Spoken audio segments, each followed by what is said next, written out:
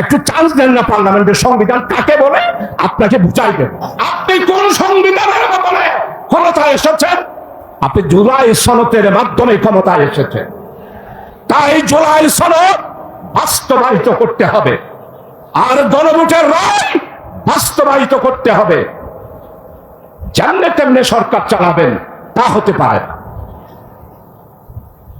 প্রিয় ভাই, সব চট্টগ্রামবাসী আপনারা তৈরি থাকুন।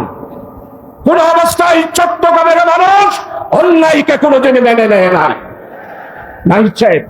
আর সিটেঙ্গলের মানুষদের একবার যদি জাগিয়ে উঠি, যেমন স্বাধীনতার ঘোষণা দিয়েছেন, স্বাধীনতা এনেই চলেছে।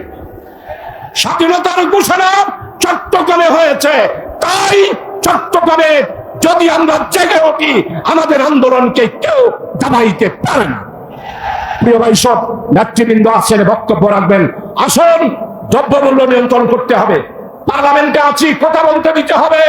জুলাই সনদ বাস্তবায়ন ছাড়া আমরা কিছুই মেনে নেব না। আল্লাহ হাফেজ। বাংলাদেশ জিন্দাবাদ। বীর চট্টগ্রাম জিন্দাবাদ।